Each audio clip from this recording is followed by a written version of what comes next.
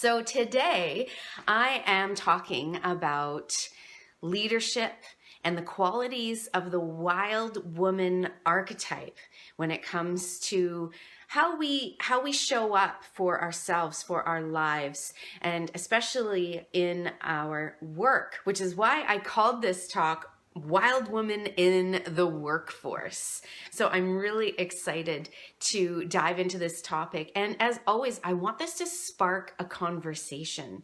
So please, as insights or thoughts are coming in, share them in the comments. Hello, Jennifer. Hello, Danny. Wonderful. I love seeing so many women here tuning into this.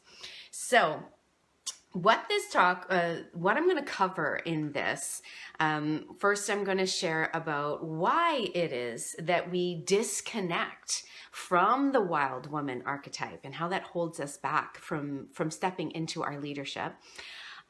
Two, how we can rise up together, and not only as women, but really all of us, how we can make this shift. And then thirdly, I want to share about what it means to be a sacred leader today.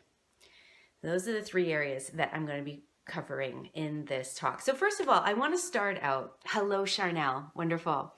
I want to start out, what words come to mind when you hear wild woman? Please put it in the comments. Like, what do you think of when you hear wild woman? What is it that comes to mind? And the good, the bad, or the ugly, right? I want to get that out because this is very telling what our own perceptions are around this archetype, and it's very telling about oftentimes our own relationship to leadership. And I want to say that being a leader, you can't lead alone, right? If you're leading alone, then who or what are you leading? So you are always working with groups of people when you are in a leadership position. So if at all during this talk you are feeling inspired and you are seeing yourself in more of a leadership role, or if you're already in a leadership role and so this is really resonating with you, I really encourage you to consider SACRED Facilitators. SACRED Facilitators is my live online group program to train women to be stronger leaders, to be transformational teachers, and to be thriving sacred business owners. I'll be talking more about SACRED Facilitators at the end, but the doors for registration are closing on Friday, June 21st. And so if you're interested, the time is now to jump in on that. So I saw some comments come through. So when you hear wild woman, you think big bushy hair and flowing clothes. Love it. Out of control, fierce. Ooh, that's telling. Out of control, fierce. Then Jennifer says, I guess it's a hippie image. Katerina says power. Love that. Okay. Jenny's saying, love this leadership role. Okay, so when you hear wild woman, that's wonderful. We've already got a few things to work with. Wild flowing hair or flowing clothes, the fierce. But that out of control is an interesting one because that is that like untamable, that wild quality, which of course it has a positive and a negative, right?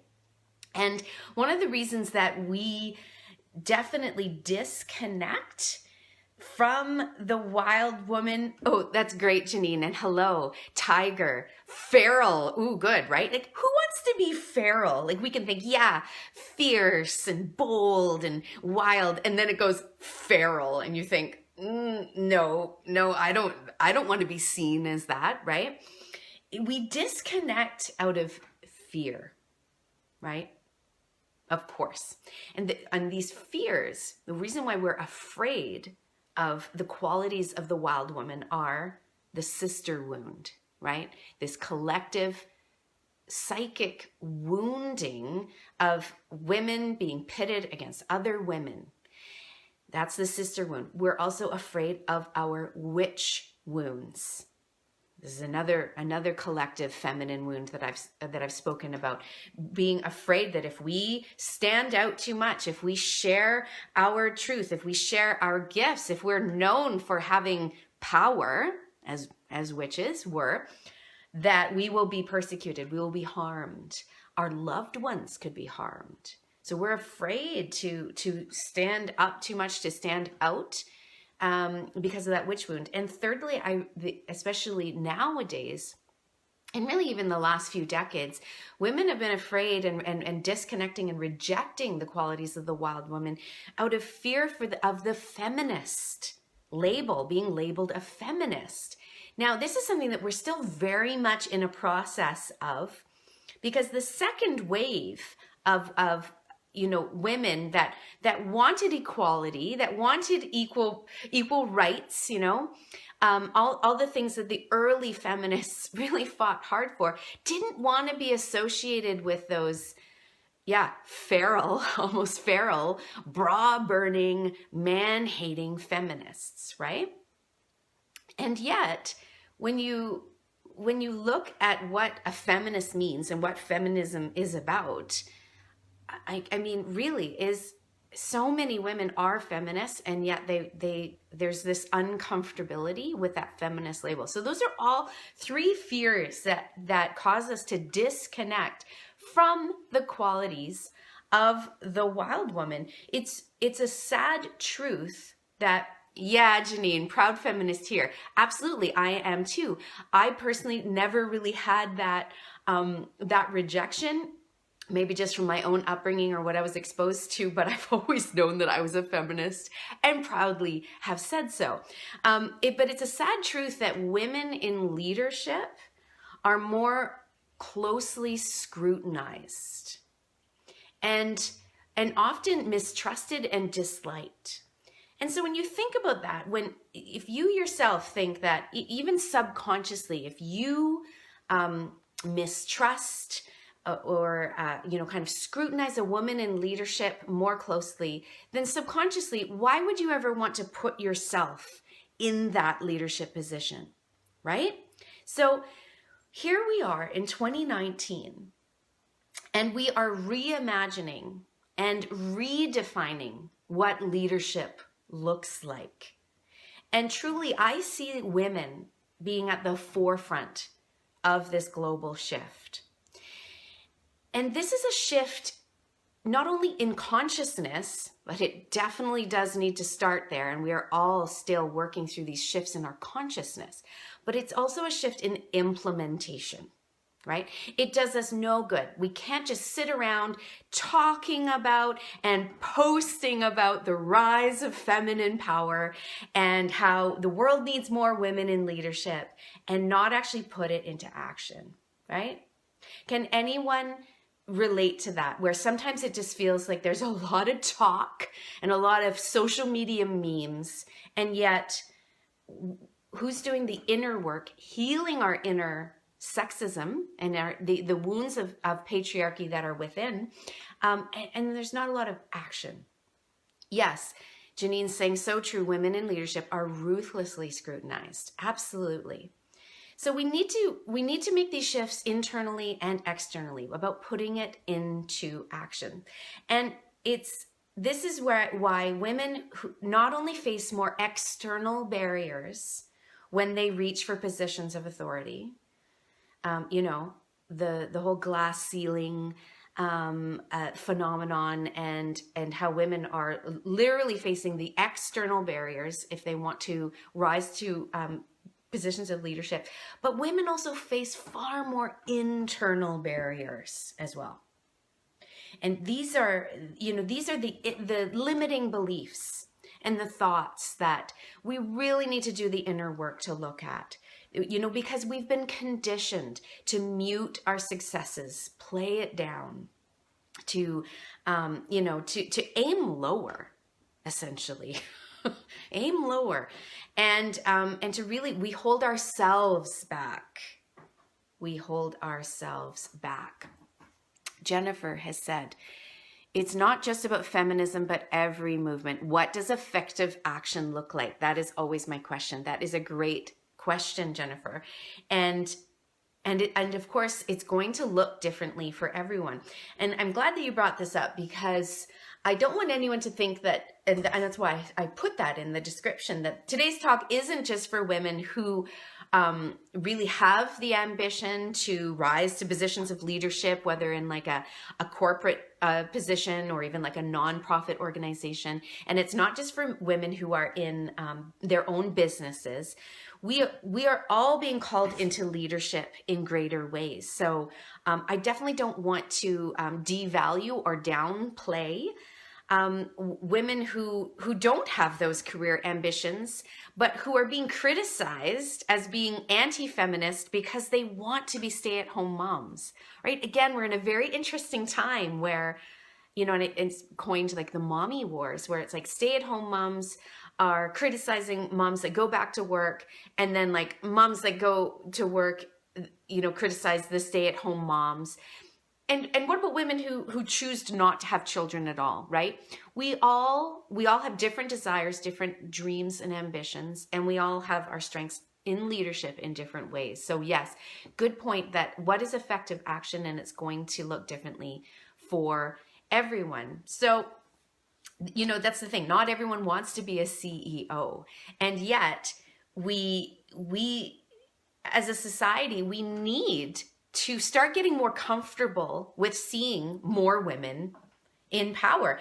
Women and men, all of us, and everyone in between. We need to get more comfortable with seeing women in positions of power. More than 3 decades after college graduations became gender balanced in North America, okay? So more than 3 decades ago, there was a huge tipping point in now college graduates were gender balanced, and entry-level jobs, pretty much gender balanced. We are more than 3 decades past that point, and yet less than 5% of CEO positions in the USA, Canada, UK, and Europe are held by women. I'm pausing to really let that sink in. Why is there such a huge leadership gap? Why does that continue? It happens because of what I was saying, the external barriers that women face, and more, and even more significant, the internal barriers that we face. Women have felt discouraged from climbing the corporate ladder, have felt like they have to choose between, like I brought up, motherhood or career, holding themselves back as much as feeling like they can't progress. And this is also why a very recent study proved that because of this discouragement, or just all those barriers, that women are far more likely than men to start their own home-based businesses, which I think is really exciting. 72% of all home-based businesses in the US, I couldn't find stats for Canada, but are started by women. So this shows us that women are far more likely to carve their own path, so that we don't have to deal with the BS in the corporate ladder. Okay, I'm seeing some more comments. I'm trying to stay up. Janine says, I got written off as a potential senior manager because I insisted on being at my son's soccer practices and games and wanted work-life balance. That is very telling. Yes. And that is so, it's unfortunate, right? But that is the reality. Christy is sharing, I felt that I needed to compromise myself in order to survive in that world. Ooh, absolutely. There's a limiting belief that I'm still working with, that being successful will mean that I have to do something that I don't want to do. Yeah, you know, that my success means that I have to compromise myself, that I have to essentially engage in those in the historical positions of leadership, like you know, abusing. It's the abuse of power. Absolutely. Catherine is sharing, it happens from even the smallest of leadership positions right to the top. I am coaching ball, but with 2 other men, And it is eye-opening. I can feel parents and fellow coaches wondering if I am up to it just based on being a woman. Yeah, that's right. And Beverly's now sharing, when I was younger, I was taken advantage of in all of my relationships, especially my coworkers, because I was sweet and nice, which they mistook for weakness. And yes, okay. So many great comments. Thank you. Like I said, I want to spark this kind of conversation that when we see these examples of what leadership would require of us, there's sometimes not as many positive examples, and so we think, well, why would I want to do that, right? And like I said, I don't mean leadership as being only being in like a high position of authority in a company, in a business. It can mean that, but it means so many other things. It's a sad reality that social scientists have done numerous studies that prove that the differing opinions on, like, they've shown groups of people the exact same resumes with changing the name to be a very obvious man's name and one to be an obvious woman's name, and the men always came out on top. With the exact same resume, the exact same qualifications, the exact same experience, the differing opinion, men still come out on top. So this is what we're up against still, right? Even in 2019, decades later. And so I want to go into how we can rise up together, right? Because now it's like, all right, we're frustrated. We know that there's inequality. What can we do? Well, true equality will only be attained when we all fight against the stereotypes that hold us back. And again, this goes for women, this goes for men, and everyone in between. If we need to make it easier for women to be full-time workers, we also need to make it easier and more socially acceptable for men to be full-time parents, right? And, like I said, being a leader, right? Being a leader doesn't mean running a business or being in politics, but it might. Being a leader doesn't mean, public speaking in front of large audiences, but it might. For me, being a leader means standing up for what you believe is right. And that's demonstrated in your purchases, in your conversations, in your relationships. That you embody your values. Being a leader means that you value yourself and your abilities, and you believe that you can be a force for good and a force for change in this world. So that is what I mean when I'm talking about leadership. You accept your role in co-creating our world. You accept that role as co-creator of our future. That is what leadership is. So we all rise up together when we can support whatever someone's choices are. Like I said, some women that want to rise to the top and be CEOs of big companies, and we celebrate their successes, and some women that want to stay at home and raise the next generation, and we celebrate them. Honestly, it's the toughest work in the world, right? We celebrate and make it socially acceptable for men to be full-time parents, and we also, the gender divide even in corporate environments need to change, because historically men have, of course, mentored and supported other men to rise up through the ranks, and because of inappropriateness and different, like an older man in a leadership position mentoring a younger woman, and all the speculation, like that's, and not that can't happen. We know that it's happened, but that needs to be, needs to be shifted so that more younger women can be mentored properly and get the leadership training that they need, right? And so I recently even had a personal experience. I call it getting a dose of my own medicine. And our own medicine can be quite bitter at times. That as I've been preparing for this talk, and I'm a champion for women to step into their leadership and claim their personal power, and to have the success. Like, I'm all about this, rah rah rah, and I'm getting ready to talk about this, and obviously success and power goes right alongside with money as well, and money being such a taboo topic. Hello, Tracy. And it's I want to get pretty transparent and vulnerable here, that I recently had an experience where I was talking with a woman, a peer, and I was like processing my own uncomfortability with her higher prices.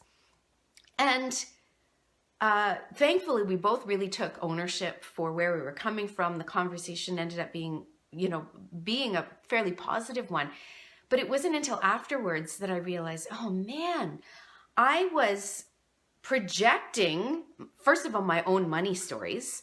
But it was also like that, those limits that we think like almost like, how dare she, and this now is more general, but like, how dare that woman be so successful, make all that money, and be, and be in that position of power. It was like that feeling of uncomfortability. And it was like my own bias, blind spot came right up you came right up and bit me in the ass, basically, right? So I want to share that again, in the spirit of vulnerable leadership, that I'm not perfect. Even me, that is like all about this, like wanting women to be successful and rise into. Thank you, Jennifer. Yeah, I mean, I'm really embarrassed about it. That because it was my ego, it tricked me into thinking, well, maybe I'll share this because I want to help her, and maybe she'll, anyway, it's embarrassing because I realized too late that it was like, I don't know, money, success, women in leadership. There's just so many issues around that, right? And it's still so fresh. You can tell I don't even totally have the words to eloquently talk about it. But I needed to share this because it was directly related to what I was talking about. It's like about, if you've ever been said that you're too much, right? That you're like too ambitious, too, or too sensitive, or too loud, or too quiet, or all these too much things. And there I was saying, oh, I'm a little bit worried that maybe you're, maybe you're charging too much. We have to be honest about the ways we've internalized the limiting beliefs in order to transcend them. Exactly. That's exactly it. So I want you to really look at that what is it? If you think about maybe a boss that you've had. Think about a boss that you've had that was a woman that you thought was a bitch. Okay, let's go there. Let's think about a boss that you've had that was a bitch. And what was it about her that you thought made her a bitch? And then try to imagine if that same boss acted the exact same way, treated you the same way, and all of your staff, and had been a man, would you have responded in the same way? Would you have taken it so personally? Just think about that, or anyone else in your life. This is where we can start to see like, oh yeah, in that instance, if it had been a man, I would have been, ticked off or disappointed, but I wouldn't have felt as betrayed or taken it as personally as I did because it was another woman, right? And again, this comes back to when we have those experiences, then we resist being in those positions of leadership and authority, because if it's like, if you know that everyone hates the boss, then it's like, well, why do I want to be in that position? Everyone's going to hate me. The sad truth is that when we need to change things, right? Yeah, absolutely. Thank you, Tracy and Janine. We need to change things. Can I get some hearts? Actually, can I get some hearts if we're all here because we want to change things? We want equal pay for equal work, right? We want gender parity when it comes to pay. We want to see an equal number of women in government. Give me some hearts if you're with me on this. We want to see change. We want to see more women, earning as much as men. We want to see more of the wealth of the world being in the hands of women because we believe that we can heal the world through our wealth. Yes. So you're with me here. And when you want to make change, you can't please everyone. People pleasing does not catalyze change. And that is the uncomfortable truth. Yes. Yes. And this is why we need to do whatever it takes to close that leadership gap in all areas of industry, in government, in hospitals, in whatever it takes. And so when you see a woman who is succeeding, or who is at least even starting out, if you see someone who is starting out and they are going for it and they are starting a business, do what you can to support her, right? Do what you can to support her. And if you are triggered by someone's success or their prices or, whatever it is, if you're triggered, look at that as a clue for something that you've disowned in yourself or that you're rejecting, and reframe that to be inspiration. If she can do it, so can I. If whatever it is, that there's something in there. Oh, look at her. I'm so triggered by the fact that her book is another New York Times bestseller. What does that say about me? Just that I want to write a book too, right? Or whatever it is. That's just an example. So, okay, we've covered a lot. But I want to, if you have any more questions or just comments, things to share, please put them in the comments. If I haven't gotten to them in this talk, I will definitely go back and go over it. But really, like, what it means to be a sacred leader in the world today. My final thoughts here. What it means to be a sacred leader is that you serve life. That is what sacred means to me. Sacred leadership. You are serving life. Yeah. You are serving life. And I want to say one more thing that came up. I will no longer use the term feminine leadership anymore. I will no longer use the term female CEO or female whatever or feminine this. I will no longer use those terms. You know why?